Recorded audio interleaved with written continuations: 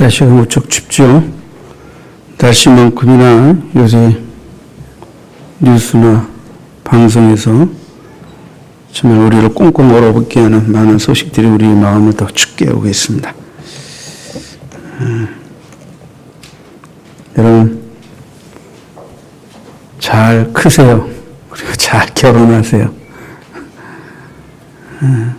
진정한 사랑이 뭔지, 결혼하고 부부가 되고 아버지가 되고 엄마가 된다는 게 뭔지 전혀 준비되어 있지 않고 생각도 하지 않고 불쑥 사랑하다가 애 낳고 직업적인 불안정, 관계의 불안정,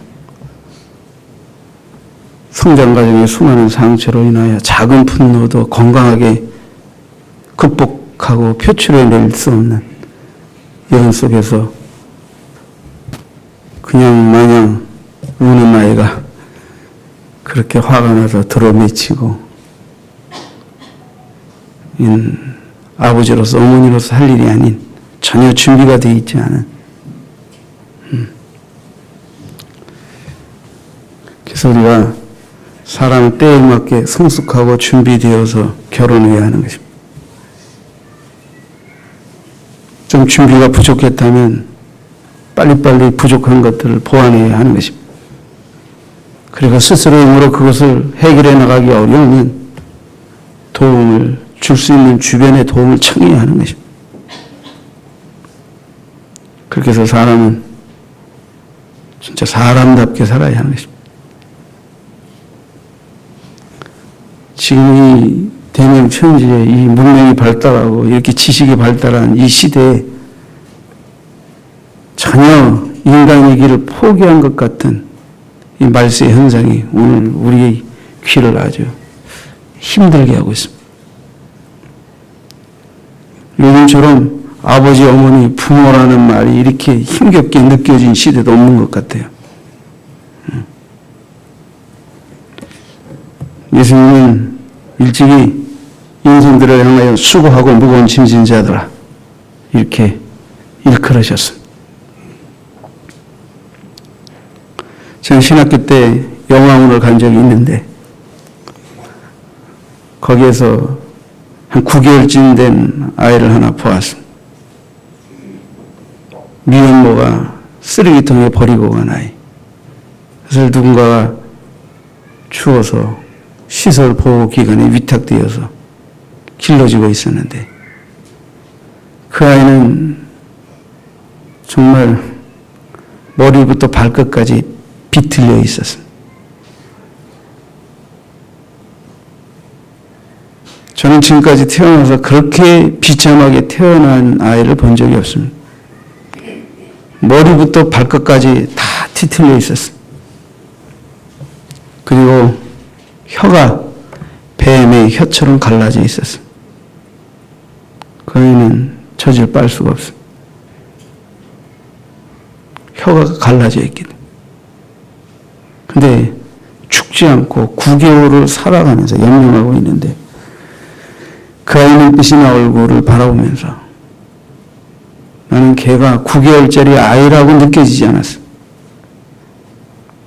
인생의 온갖 아픔과 고통을 겪으면서 70, 80산 그러면서도 이 땅에 그보다 더 고통스러운 삶을 산 사람이 있을까 여겨질 정도의 나이가 느껴졌고 병듦이 느껴졌고 연약함이 느껴졌고 신음이 느껴졌고 고통이 느껴져서 난 그 아이 앞에서 완전히 꽁꽁 얼어붙었어요. 이 아이의 이 고통이 누구의 죄 때문인가? 도대체 무엇 때문인가?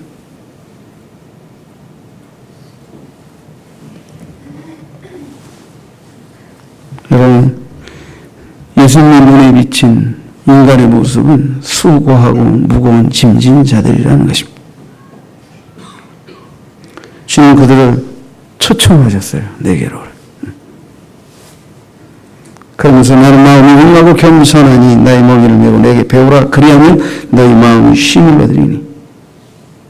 주님 인간에게 참된 안식, 쉼을 주시겠다고 초대하고 계신 거죠.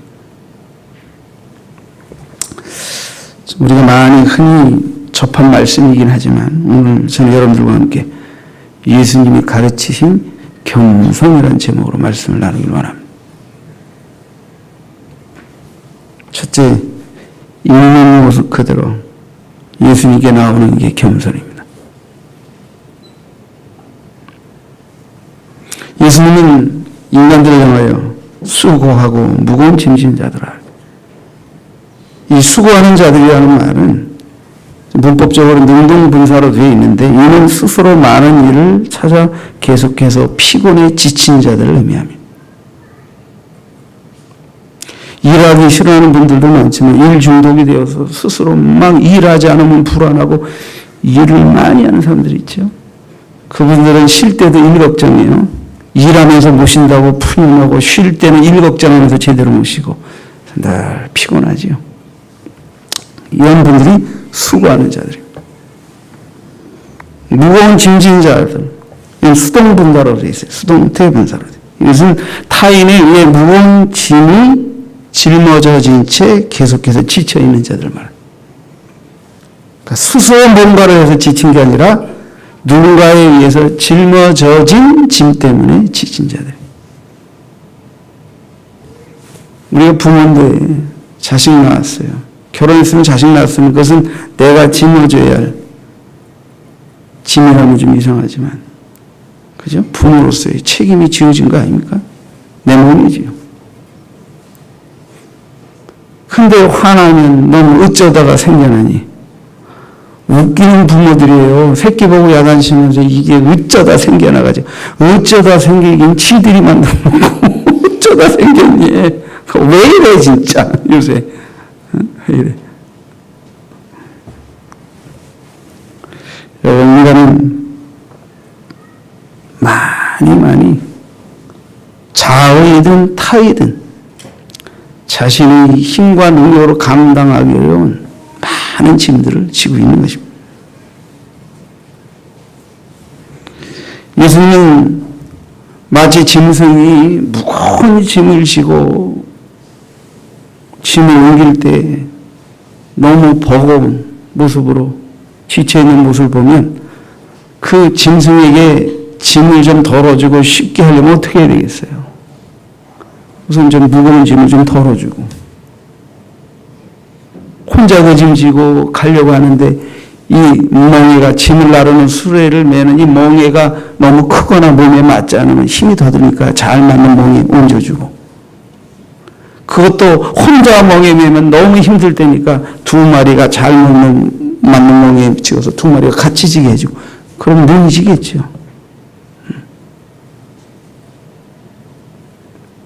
우리가 인생을 살아가면서 어려울수록 친구가 있어야 하고 어려울수록 부부가 화목해야 합니다. 한 겹줄은 쉽게 끊어지지만 2겹, 3겹줄은 쉽게 끊어지지 않습니다. 그런데 2겹, 3겹인데도 한 겹과 다를 바 없는 인생을 살면 쉽게 끊어져 나가는 것입니다. 그러니까 어려울 때 부부가 하나 돼야 합니다. 어려울 때 친구가 있어야 합니다. 그래야 어떻게 돼요? 혼자 감당하기 어려운 것들을 함께 연합해서 감당할 힘이 거기서 생기기 때문에 그런 거예요. 어려운데 부부가 서로 다투고 불협화하면요. 한 겹줄도 아니고 반 겹줄도 안 돼요. 왜 서로 비난하고 정죄하고 탓하니까 혼자 감당하기 어려운 걸 같이 감당해도 이길까 말까 하는데 거기다 서로 정죄하고 속을 뒤집어 놓고 그냥 힘을 갖다가 죽여버리게 되면 지치는 것입니다. 사람은 전인격적인 존재이기 때문에 몸만 지치는 게 아니에요. 마음도 지치고 영혼도 지치는 거예요. 수고하고 무거운 짐진 자들아 라고 말할 때 주님이 궁극적으로 인간이 하나님을 떠나 죄짓고 인생의 목적과 방향성을 잃어버린 채 죄짐에 지쳐있는 영혼들, 정신적으로 수많은 억압과 스트레스로 지쳐있는 영혼들, 육체적으로도 감당할 수 없는 피로로 지쳐있는 영혼들 다 내게로 오라 내가 쉬게 하리라고 말씀하신 것입니다. 저는 일주일 하면 성경 공부 때문에 갔다가 오는 길에 영등포역을 스쳐 지나 오게 돼 있어요. 그럼 거기에 많은 노숙자분들이 계신 것을 보게 됩니다. 오늘 글에도 읽었어요. 서울대학 나와서 크게 사업하다 실패해서 노숙자 된 분 얘기도 읽어본 적이 있어요. 추우니까 알코올을 의지하고, 어떤 분들은 시설에 들어가 건강 회복하고 운동하고 기술 배워서 경쟁된 삶을 살 수 있는 기회를 부여해도 자유가 억압받는 게 싫어서 또 안 들어간대요. 자, 이 일에 지친 분들, 이 일이 힘들어서 일하기 싫은 분들, 그럼 영등포역에 가서 일하지 않고 그런 분들처럼 살고 싶으세요? 그분들을 비난하자는 게 아니에요. 일을 많이 하는 것만 힘든 게 아니에요. 일이 없어도 힘들어요, 인간은. 인간은 인간답게, 사람답게 최소한의 자기의 명예와 자긍심과 품위를 유지하고 살지 못하면 힘들어요. 인간의 인격이 있기 때문에. 응? 사람은 일이 많아도 힘들지만 일이 없어도 힘든 거예요.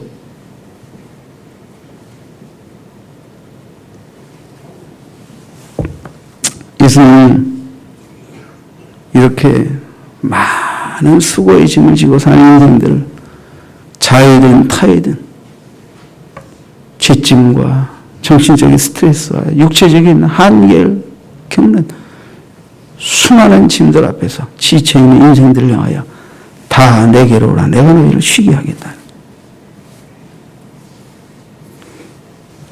이 쉰다는 것은 물론 궁극적으로 주님이 주시는 영원한 안식을 의미하지만, 그러나 이 쉼은 또한 이 땅의 삶 속에서 내가 겪는 모든 갈등과 피곤과 공고함, 고통으로부터의 해방과 자유와 치유를 의미하기도 하는 것입니다.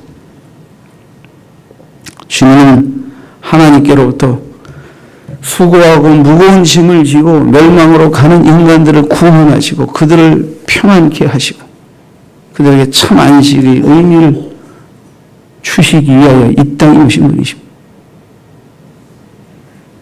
주님은 말씀하십니다. 응? 다 내게로 오라는 거예요. 내가 너희를 쉬게 하리라는 거예요. 주님은 하나님께로부터 이 쉼, 이 안식, 이 영원한 구원과 평안한 삶의 복을 주실 수 있는 분으로 분명히 보냄을 받았다는 것을 선언하고 계신 것입니다.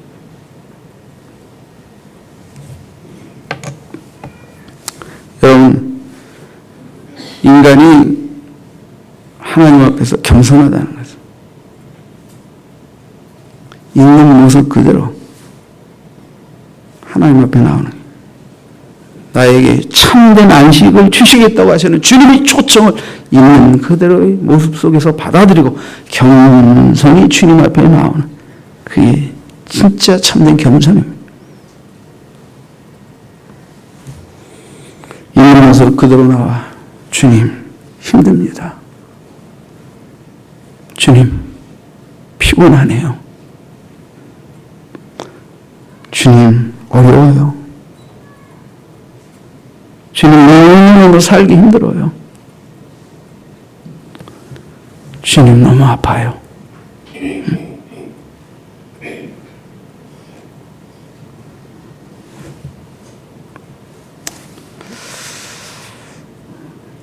여러분, 제가 찬송 조금 하나 소개해 드릴까 해요.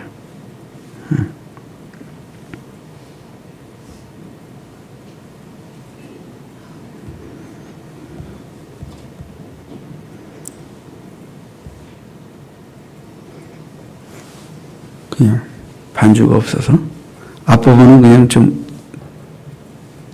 곡조 없이, 곡조가 틀려도 용서하지. 주 예수 오셔서 내 슬픔 하셨네. 나의 안일도 내 주 하셨네. 나 주를 버리고 떠나갔었네. 주는 약속대로 날 붙드셨네. 주 말씀 안에 물가로 나오라. 내 곁에 오라. 내 목마른 것을 내가 채우리라. 어둠에 매일 때 흘리던 내 눈물 그 위에 내가 죽었노라.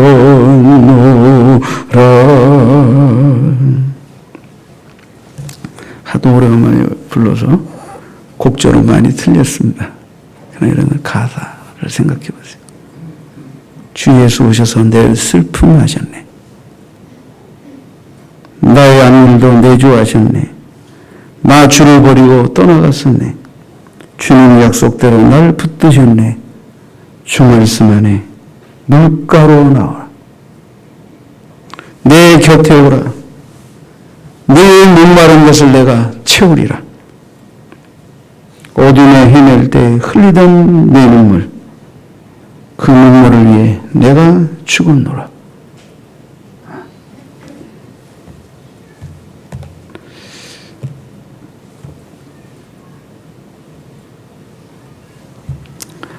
여러분, 있는 모습 그대로 나와야 합니다.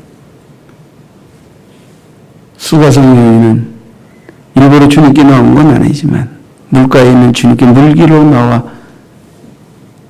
누는 주님 앞에 대면하게 되지만 아직 그 주님을 향하여 마음으로 나온 상태는 아니었는데 주님이 목마르니까 물을 청하고 물을 줄 때 이 물을 마시는 자는 다시 목마르려니와 내가 주는 물을 먹는 자는 영원히 목마르지 않을 것이라고 말할 때 그 물을 내게도 주옵소서. 그 물을 내게도 주옵소서. 그 여인도 남편이 다섯이나 있었지만 지금 있는 남자도 남편이 아닌 뭔지 모르지만 그의 인생이 목마르고 헛헛하고 네 남편 다섯이나 있었고 지금 있는 남편도 네 남편이라고 할 수 없는 정말 그런 험악한 인생을 살아가면서 해갈될 수 없는 네 영혼의 문제,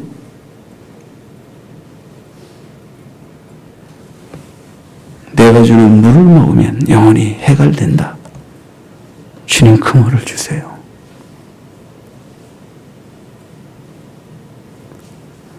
그냥 물길로 나와 주님을 만났지만 영혼이 목마르지 않은 물, 그것을 주님이 주신다고 하니까 그 주님께 마음으로 다가가 그 물을 마시길 원했던 여인, 그 여인이 주 예수를 믿음으로 세상이 줄 수 없는 구원, 세상이 줄 수 없는 평안, 남자가 다섯이나 있었고 또 여섯 번째 있지만 자신의 인생의 불안정과 불행에서 극복되지 못하는 좌절감 속에서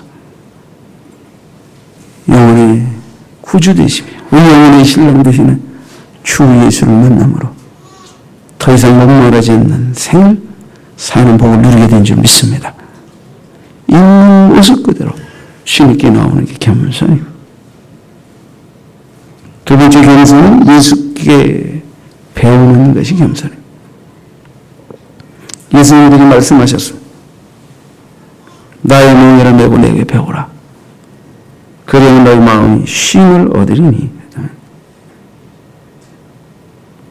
주님은 나의 마음이 온유하고 겸손하니까 내게 배우라. 그러니까 주님의 온유와 겸손한 마음을 배우라는 거죠. 그래야 쉼이 있다는 거예요. 여러분, 배움은 학생이 스승에게 배우는 거 아닙니까? 주님과 13장 14절에서 내가 주와 또는 선생이 되어 너희 발을 씻었으니 너희도 서로 발을 씻어주는 것이 옳으니라.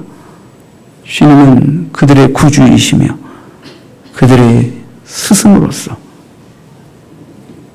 인간들이 마땅히 주님을 알고 주께 배워 참 인간의 삶의 모습이 무엇인지를 그저 배울 수 있는 모범자이심을 분명히 주님은 밝히셨습니다. 주님의 마음이 온유하고 겸손하다 하셨어. 이 온유나 겸손은 다 비슷한 뜻입니다. 12월 달부터 겸손에 대해 많이 말씀을 드렸습니다. 적어도 주님의 마음이 온유하고 겸손하다는 것은 단순히 그저 화내지 않고 온순하다는 뜻 이상이십니다. 그분은 종으로서 타인을 섬기며 고난을 많이 당하시고 못 인생들이 아픔과 고통을 치유하셔서 동정하시고 불쌍히 여기실 수 있는 분명한 의미입니다.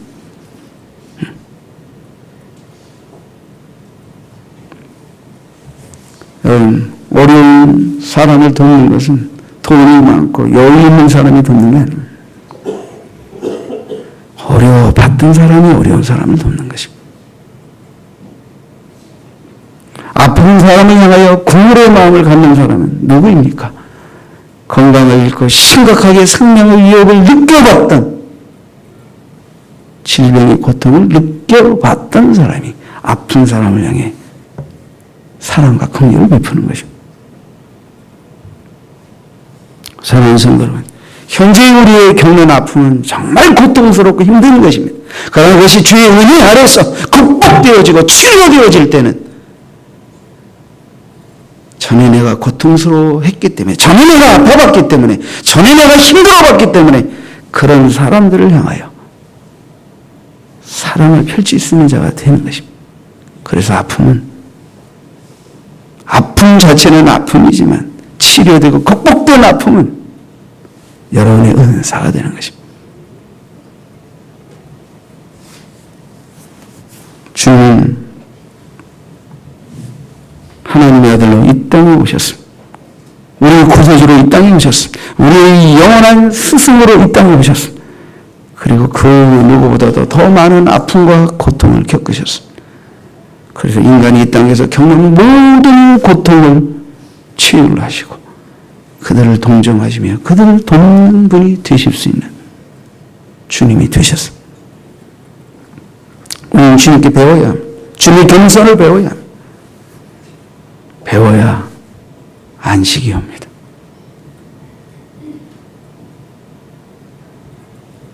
여러분 평생 근무하는 분의 고통을 아십니까?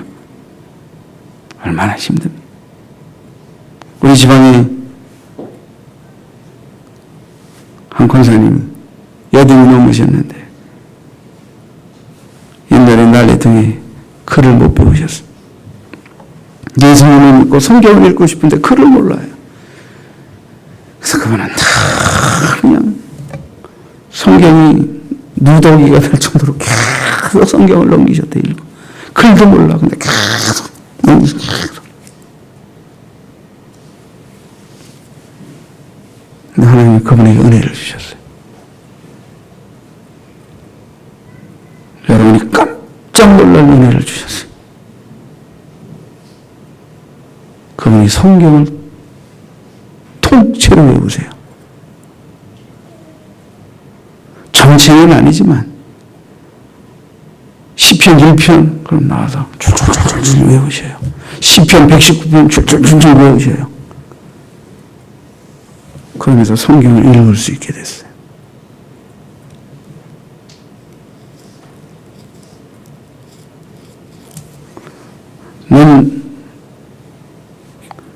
옛날에 우리 예찬이가 와서 성경 막 암송하는 생각은 나는데 80 넘은 어르신이 그렇게 성경을 절절절절 온 교인들이 다 깜짝 놀랐대요. 온 교인들이 다 깜짝 놀랐대요. 글도 못 읽는 분이 성경 읽고 싶어서 매일 기도하면서 성경 넘겼는데 어느 날 하나님이 아예 글을 모르니까 성경을 사진 찍듯이 탁탁 찍어주셔가지고 성경이 그냥 외워지신 거예요. 그게 나와 교인들 앞에서 성경을 외우는데 온 성도들이 다 놀래가지고 하나님 앞에 영광의 박수를 올려드리고 큰 은혜를 받았다는 간증 들어본 적이 있습니다. 하나님은 주님을 알고 주의 진리를 알고 주의 진리를 읽고 주의 진리를 배우고 싶은데 글을 못 읽어서 그냥 책장만 넘기는 할머니같이 성경책을 새카맣게 떨어지도록 넘긴 그 권사님의 그 간절한 소원을 들으셔서 성경을 읽을 때 아예 읽을 뿐 아니라 외우지는 은혜까지 주셔서 80 넘었는데 성경을 외우시고 여러 장을 외우세요.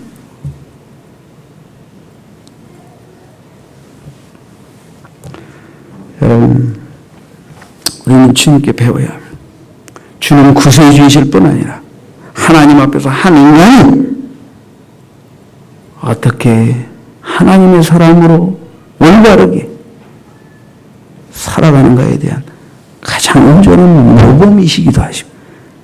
그러니까 모든 인생들은 다 주님을 가장 온전한 인간의 모델로서 닮고 배우려고 해야 하는 것입니다.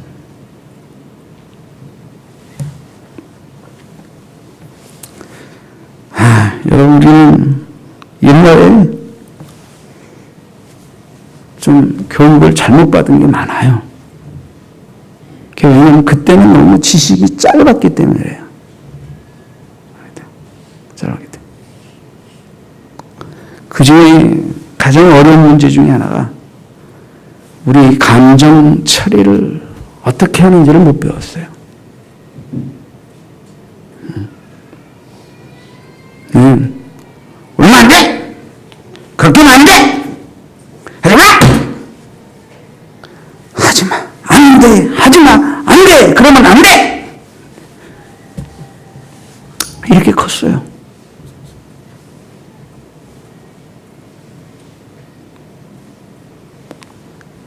근데 요즘은 그렇게 안 키워요. 아이가 울면 화가 많이 났구나.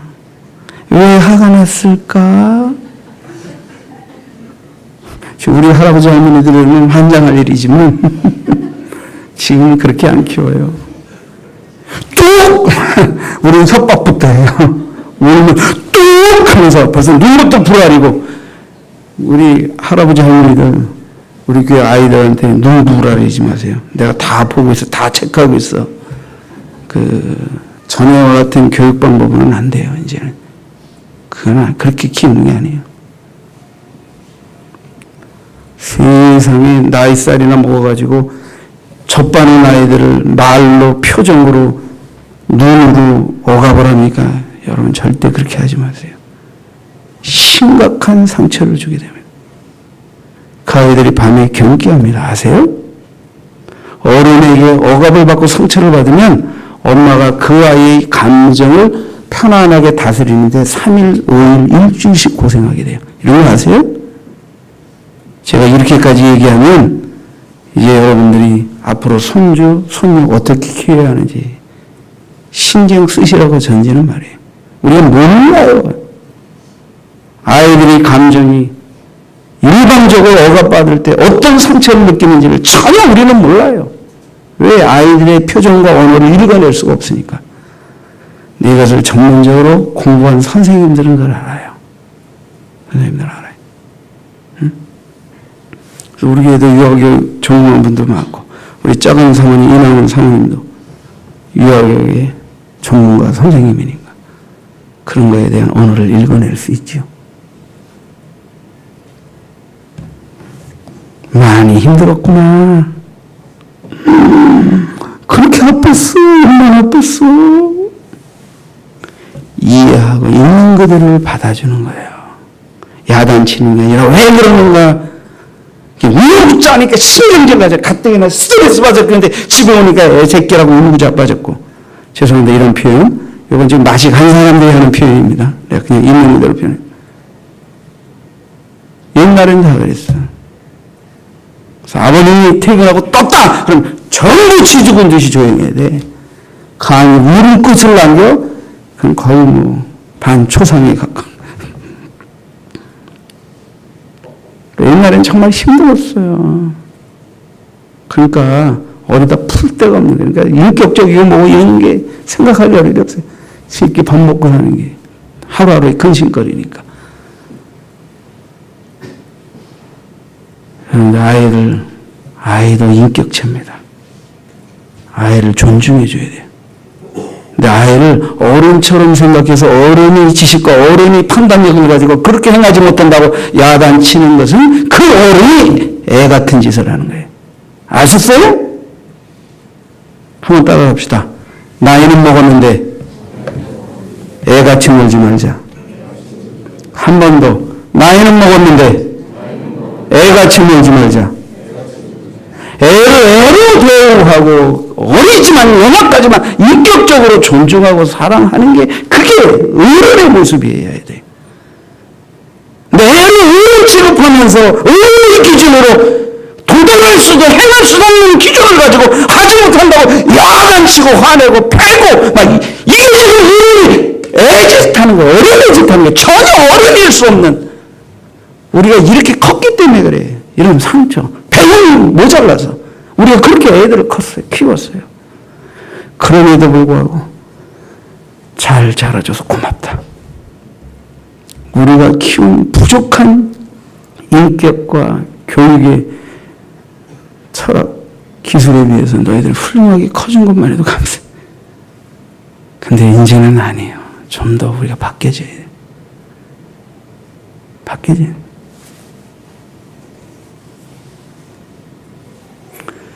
예수님이 가늠하다 잡힌 이유를 향하여 말로 하시진 않았지만 표정으로 무공으로 뭔가를 말씀하셨을 것이라는 생각이 들었어요.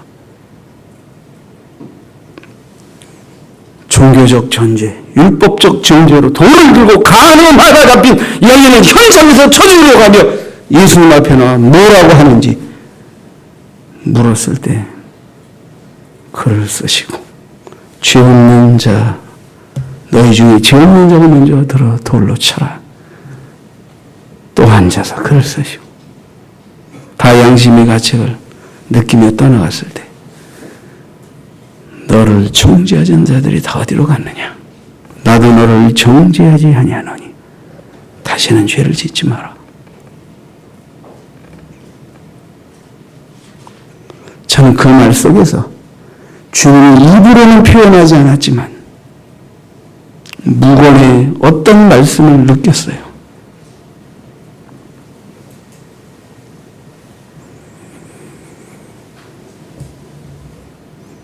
너 얼마나 두려웠니?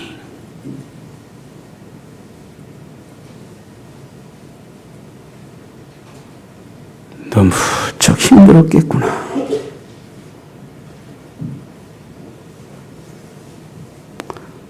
어떡하다가 그런 어려운 삶의 지경에까지 이르게 됐니? 그래, 이제 한번 새롭게 살아보자. 너는 이길 수 있어. 너는 일어날 수 있어. 너는 변화될 수 있어. 주님은 그런 말씀 하나도 하시지 않았지만 내가 가늠한 여인의 입장에서 주님 앞에 섰다면 말 없는 주님의 그런 외침이 내 영혼 속에 울려지는 것을 느낄 수 있었습니다.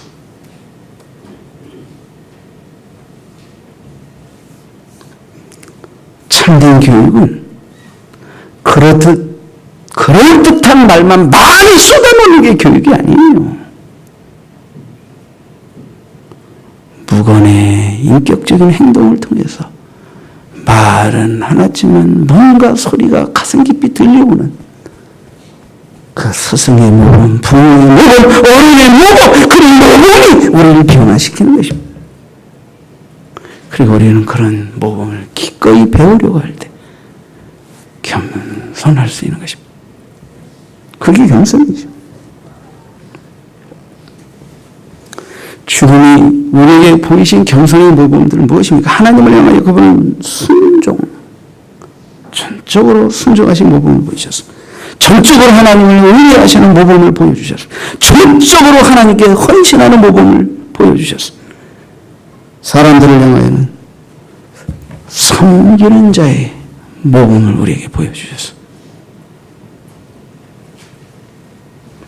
우리는 주님의 모범을 배워야 합니다. 그분의 인격을 배워야 합니다. 그래야 쉼이 있습니다.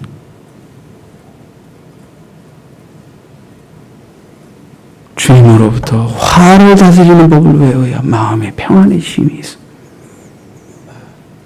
일을 해도 피곤하고 안 해도 불안한데 주님이 맡겨주신 일이라고 믿으며 일하는 법을 배워야 평안이 있습니다. 어쩌다 소년한 놈의 새끼냐 하면서 화내고 때리고 그렇게 해서는 평안이 없습니다. 부족한 자에게 사랑의 열매로 귀한 생명을 맡겨주셨습니다. 주님, 지혜가 부족해요. 지혜 주시고 잘 기를 수 있게 도와주세요. 그럴 때 평안이 있습니다. 주님, 아이가 많이 울어요. 얘가 뭐 때문에 우는지 알 수가 없네요. 이걸 이해할 수 있도록 지식을 주시고 지혜를 주세요. 제 인격과 성품적 한계를 느껴요. 도와주세요. 죽게 배우면 평안하게 안식하며 사람 노릇, 부모 노릇을 할 수 있게 됩니다. 세 번째, 예수님의 멍에를 매는 것이 겸손입니다. 주님은 나는 마음이 온유하고 겸손하니 내게 배우라 하셨는데 나의 멍에를 메고 내게 배우라 하셨다. 나의 멍에를 메고. 이 멍에라는 것은 여러분들 이제 짐승이 어깨에 매는 거니 수레를 끌기 위해서.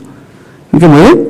짐을 잘 지도록 쉽게 지도록 하기 위해서 있는 도구가 멍에입니다.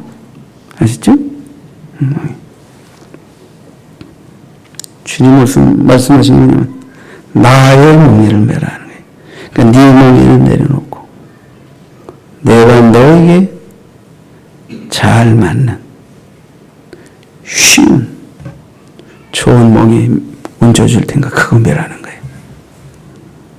그래서 주님은 내 멍에는 뭐라고 말씀하셨어요? 쉽고 가볍다 그랬어요.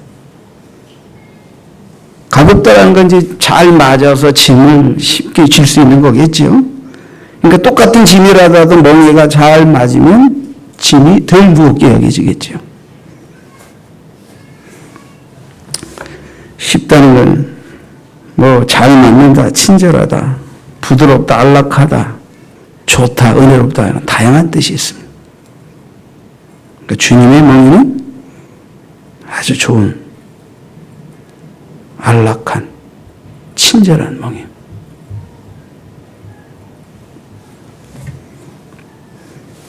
그러니까 원래 우리 그리스도인의 사명도 그거예요.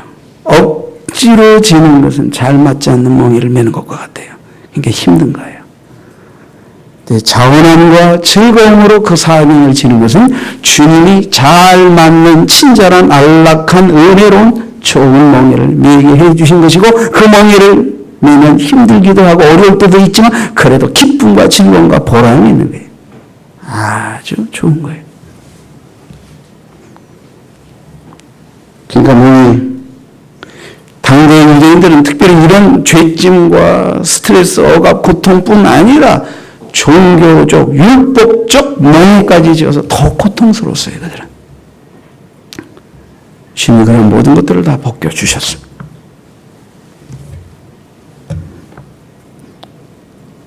여러분, 죽은 멍에 멍에, 주님이 멍에라고 말씀하셨을 때 이 멍에는 우리가 꼭 기억해야 할 것은 특히 두 마리의 짐승이 함께 지는 멍에입니다. 우리는 멍에하면 우리는 농촌에 가면 다 소위 멍에가 다 한 마리가 농사지어요. 우리는 그래서 한 마리가 지는 것밖에 밑그림이 없어요. 근데 죽는 멍에서는 다 두 마리가 지는 멍에입니다. 여러분들이 동남아나 세계 여행을 다녀보면 두 마리가 멍에 지는 걸 보게 될 수도 있어요. 아, 이거구나. 특히 주님이 멍에라고 말할 때 그 멍에는 홀로 지는 멍에가 아니라 둘이 같이 지는 멍. 그러니까 사실은 주님은 나와 함께 멍에를 지어주시는 것을 의미합니다.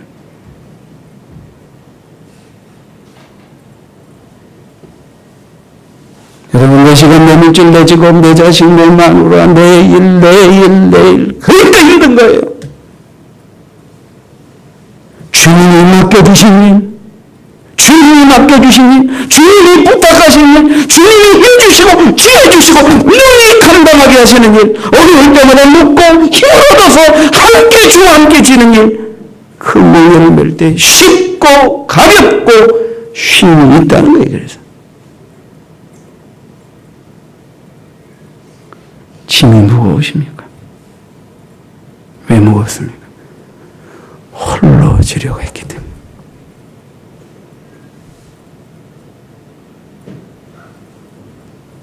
짐을 늘 지실 수 있는 것은 주와 함께, 주님이 나의 이 삶의 짐과 멍에를 함께 짊어져 주신다는 믿음, 그 믿음을 가지고 주님의 도움과 능력과 지혜와 인도하심을 따라 지면 가벼워지는 것입니다.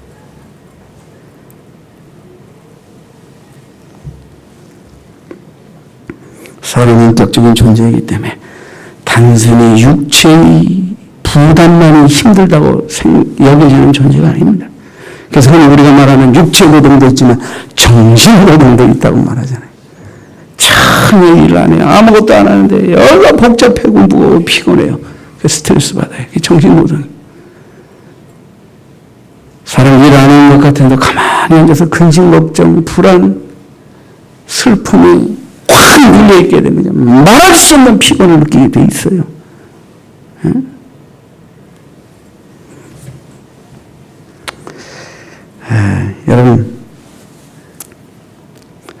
여러분 하나하나의 개인의 삶이 이렇게 힘든데 목회자는 또 하나님 주신 사명으로 여러분의 삶과 영혼을 돌아보며 기도하고 섬기는데 녹록지 않은 사명입니다. 지금이야 그래야 하지만 저는 처음엔 집안에서 이렇게 여자가 목소리 크고 큰 소리 내는 분위기 있어서 잘하질 않았어요. 처음에 목회하고 이렇게 한참 지나니까 여자분들이 대단하더라고. 성깔도 좀 있고 목소리도 크고 또 다투는 일이 있으니까 육신의 아버지 앞은 저리 가라고 하나님 앞에서도 목사님도 안 보이고 그냥 막 소리 지르고 그때 깜짝 놀랐어요. 저 그때 심장 많이 상했던 것 같아요. 근데 이거는 부인할 길 없는 현실이더라고. 그래서 처음엔 잘 몰라가지고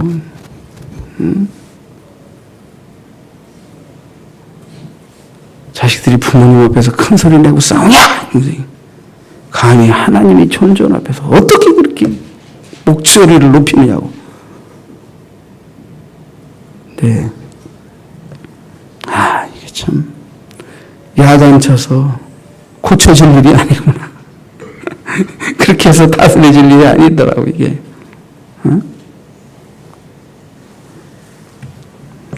목회가 참 어렵다 하는 생각을 많이 했었어요.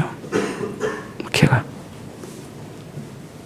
어떤 분들은 많은 성도들을 섬기시는데 저는 작은 성도 섬기기도 버거워요. 힘들어.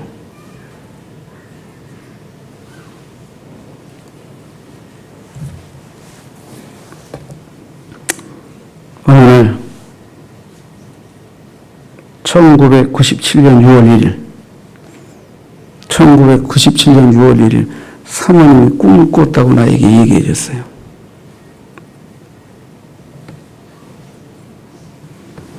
저는 사모님이 꿔준 이 꿈을 통해서 목회가 뭔지, 멍에를 어떻게 져야 되는지 다시 한번 깊이 하나님 앞에 은혜를 받고 자유함을 얻게 됐어요. 어느 계곡의 언덕에서 집사람이 쳐다보니까 목사님이 큰 십자가를 지고 물살을 헤치면서 열심히 보들거리고 헤엄을 치고 있더래요. 근데 자세히 보니까 그 물 밑에서 그 십자가를 붙잡고 이끄시는 예수님의 모습이 보이더래요.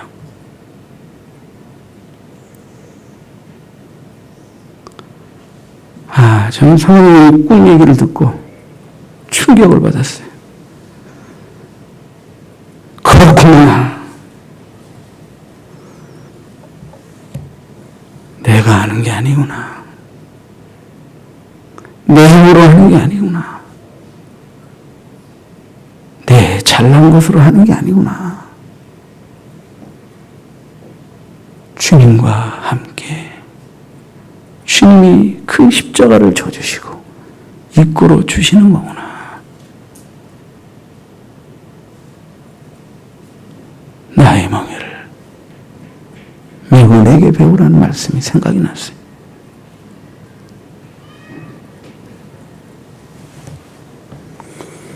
사랑하는 성도 여러분, 예수님께 있는 모습 그대로 나오는 게 겸손입니다. 예수님께 배우는 게 겸손이에요.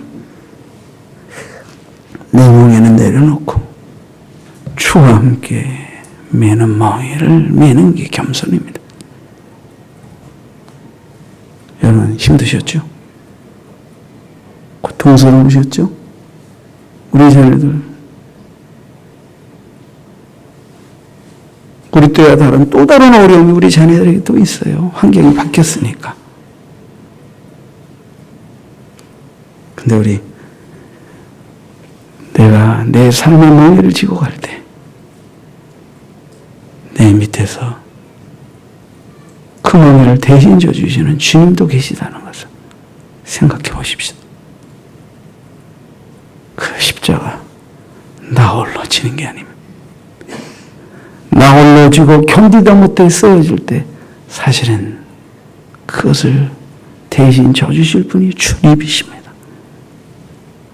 내 열심으로 내 의욕으로 나 혼자 저보겠다고 했다가 지쳐 쓰러질 때도 많았지만 이제는 교회 일이든 내 인생이든 부모 노릇이든 자녀 노릇이든 직장에서든 세상에서든 하나님이 내게 맡겨주신 멍에를 주님과 함께 짐으로 안식과 쉼을 주시는 은혜에 들어가십시다. 기도하겠습니다.